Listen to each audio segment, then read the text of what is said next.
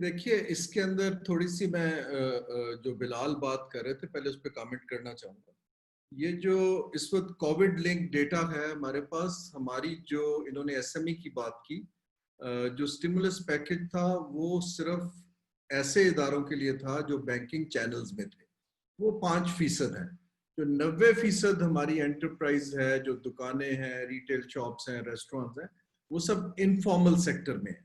सो informal sector जो कर्जा लेता ही नहीं, उसको स्टेट बैंक की स्कीम का फायदा कैसे होगा? So there is very little data available on the largest employment sector, which is in the middle.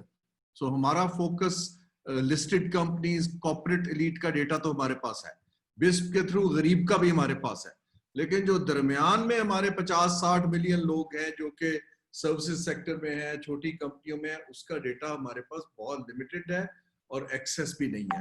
तो मुझे डर ये है कि कोविड में जब आगे इन पे क्राइसिस आएगा तो हमारे रिएक्शन जो हैं वो टाइमली नहीं हो पाएंगे। सो एक कमेंट था। दूसरा, डिजिटलाइजेशन की बात हो रही है। देखिए जो डिजिटलाइजेशन हुकूमत कर रही है पाकिस्तान में नहीं बाकी जगह भी, एक और दोबारा गालिबन बिलाल ने कहा था, हुकूमत जो है वो अपने आप को अकाउंटेबल नहीं करना चाहती। आप मुझे बताएं कि डिजिटलाइजेशन में कितने मिनिस्टर्स हैं जो एक ऐसी ऐप बनाएंगे जो कहेगी please tell me how am I doing, you know. हम पेटनेज बेस्ड गिविंग की एप्स बनाएंगे, मेरे से लाइसेंस ले लीजिए, गाड़ी रजिस्ट्रेशन आसान कर दी है, टैक्स पेमेंट करनी आसान कर दी है, वो सारी है कि मैं आपका गिवर हूं, I am giving you things, okay. But holding me accountable पे ना हम डेटा यूज करेंगे ना हम टेक्नोलॉजी यूज करेंगे। अब ये कल्चरल फैक्टर भी है, फियर फैक्टर भी है। सो जब तक परफॉर्मेंस ड्रिवन डेटा जनरेट नहीं होना शुरू होगा और डिसीजंस उसकी बेस पे नहीं होंगे। मैंने 10 साल व्हाइट हॉल में काम किया है यूके में। देखिए वहां 42 साल की उम्र में मेरा कलीग एक परमानेंट सेक्रेटरी बन गया था। Now so it was not कि आपकी सो परफॉर्मेंस बेस्ड डेटा पे उसने अपना केस बनाया कि जी मैंने ये डिलीवर किया, आप मुझे तरक्की करें, तो दे प्रमोटेड हिम। यहाँ पर जब हमारा फेडरल सेक्रेटरी बनते हैं तो बस रिटायरमेंट के कोई 1.5-2 साल रह जाते हैं, बिकॉज द क्वेश्चन इज कि आपका परफॉर्मेंस की बजाय इनहसार number of years of service पे है। ये तो मैं आपको एक ओवरऑल सिनेरियो दे रहा हूँ कि फॉल्ट लाइंस कहाँ पे है। Data where it has work, जैसे मैंने अर्ज किया जी, एक तो डेटा काम करता है हमारे पास। हमने ये जो नादरा का डेटा था, डिस्ट्रिक्ट्स की पॉवर्टी सर्वेस थे, उसकी वजह से data work in terms of bringing lots of things to attention जो पहले हुकूमत की अटेंशन में नहीं थी। फिर उस डेटा का ये फायदा होता है कि उसको आपके टॉक शोज वाले उन बेचारों ने रोजाना करना होती है एक टॉक, सो उनको अगर मिल जाता है तो वो फौरन डिबेट में आ जाता है।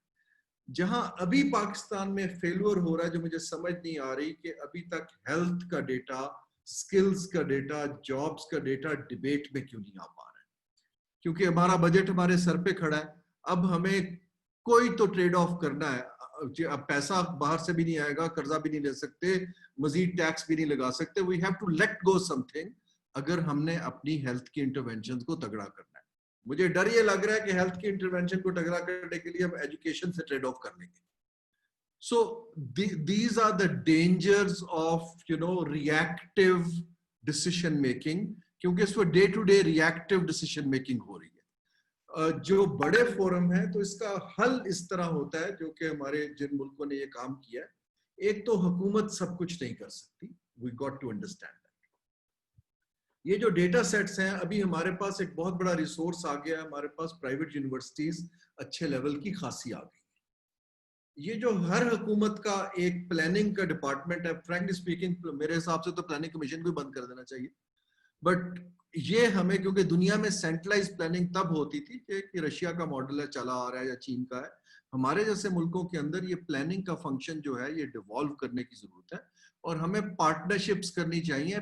Civil servant needs to be trained कि गैलिप को इस्तेमाल कैसे करना है, बजाय इसके कि मैं ये कारोबार खुद करूं।